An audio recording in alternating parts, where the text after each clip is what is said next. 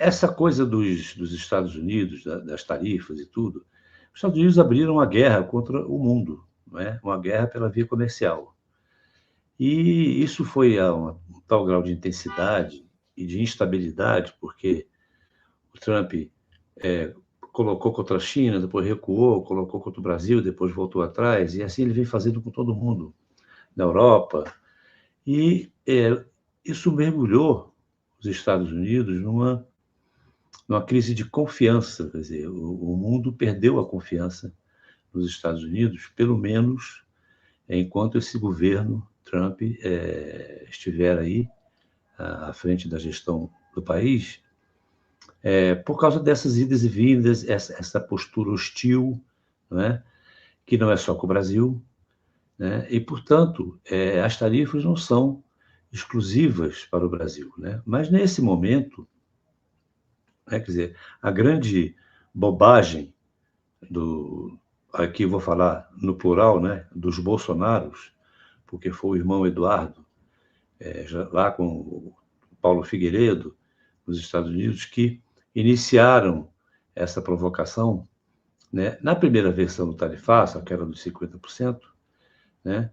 Não faltaram vídeos dos próprios bolsonaristas e do próprio Eduardo Bolsonaro, do Paulo Figueiredo, do Flávio Bolsonaro, não faltaram imagens deles afirmando, cobrando para si próprios a autoria daquele tarifaço. Foram ajudados. Teve um vangloriamento, eles se vangloriaram, né, naquela época ali, né, de terem sido responsáveis, né?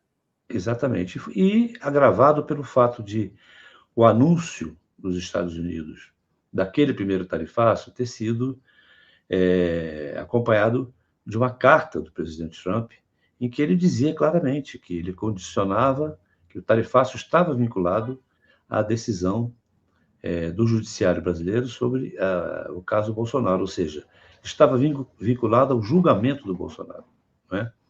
Então, isso aí não descolou mais, né? Apesar de todo o esforço do Flávio Bolsonaro agora, todo o empenho, foi pessoalmente aos Estados Unidos, se reuniu, participou do fórum lá de empresários, enfim, fez o que podia para dizer que ele não pediu tarifaço, né? Mas não adiantou.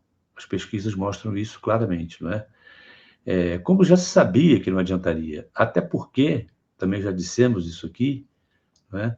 Ele não pediu o fim do tarifaço, ele pediu a suspensão para que o assunto fosse retomado no próximo governo, o que foi de uma infantilidade absoluta, né?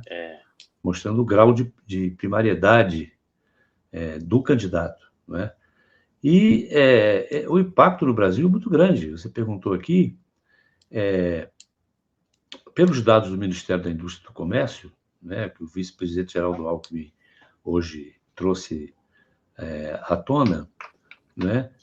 Primeiro, isso afeta 18% das exportações da indústria brasileira, das exportações da indústria brasileira, né?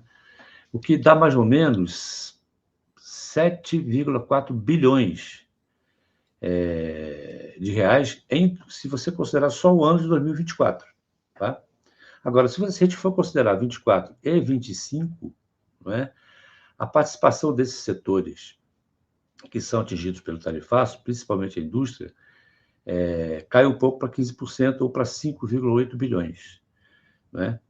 Mas você vê que é um rombo, um impacto muito grande. Né? E esse impacto, ele não se dá assim de uma maneira uniforme, ele não é uma coisa distribuída, vamos dizer assim, empresarialmente. Né? Ele pega mais alguns setores do que outros, que são poupados, não por um reconhecimento, uma justiça lá dos Estados Unidos.